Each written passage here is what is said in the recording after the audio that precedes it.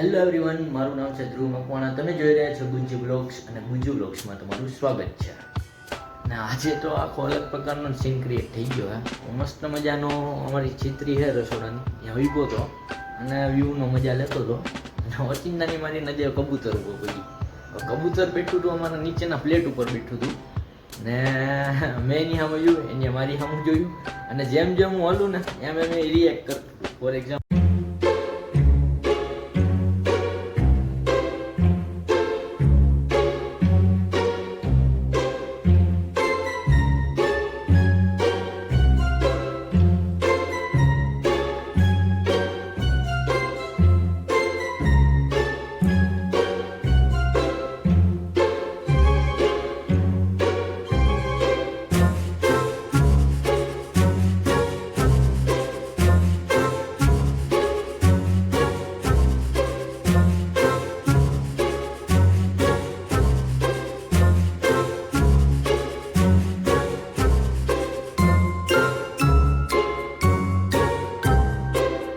Hello everyone, મસ્ત નાહી ધોઈને તૈયાર થઈ ગયા છે ને હવે આપણે જાય છે ગોંડલ ચોકડીએ જાય છે. આપણા પિન્ટુભાઈનો ફોન આવ્યો હતો કે ભાઈ ગોંડલ ચોકડી જાઉં છું, આવું તો આવો. મેં કીધું ભાઈ આવવાનું જોઈને એમાં થોડી કાંઈ ના પાડવાની હોય. ગોંડલ ચોકડીએ તો જવાનું કેન્સલ થયું છે કારણ કે આપણા પિન્ટુભાઈને કંઈક કામ આવી ગયું હતું ઓચિંતાનું ને એ કેન્સલ કર્યું છે. ને ત્યારબાદ આપણે કિશનભાઈને ફોન કર્યો હતો કે કિશનભાઈ કઈ બાજુ. કિશનભાઈ કે આપણે આવી જાવ સાઈડ ઉપર. તો દર વખતે કહેતો ને કિશનભાઈની સાઈડ, તો આ છે કિશનભાઈની સાઈડ. જો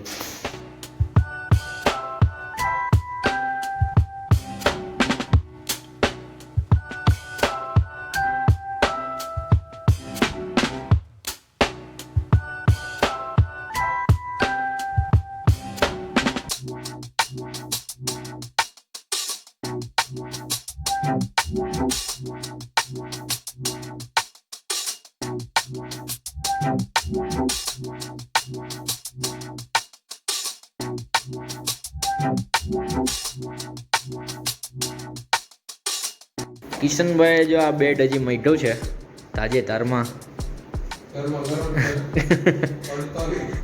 તગી જાઓ કા. આ ફોટા કેવા હાટું પાડો કિશનભાઈ, તમે જે બેડ મઢેલો એના જ.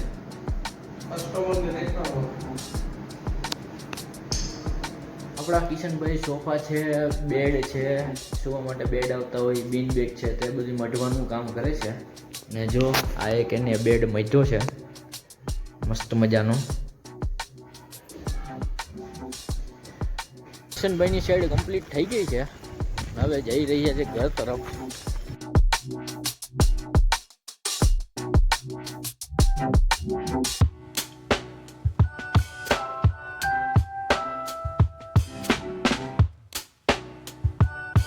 હેલો એવરીવન, મસ્ત ઘરે પૂગી ગયા હે ને ફ્રેશ થઈને જમવા બેસી ગયા હે.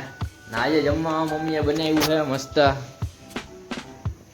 કેરીનો રસ, રોટલી, દાજ્યું ગુવાર બટેટાનું શાક, અથાણું, છાશ. મમ્મી છાશ ના બેરસી, છાશ આપે હે ને આપણું ફેવરેટ તારક મહેતા. જો તમને વ્લોગમાં મજા આવી તો વ્લોગને લાઈક કરજો, કમેન્ટ કરજો કે વ્લોગ કેવો લાગ્યો અને સબસ્ક્રાઈબ કરજો જેથી નવી નવી નોટિફિકેશન તમારા મોબાઈલ ઉપર આવ્યા રાખે.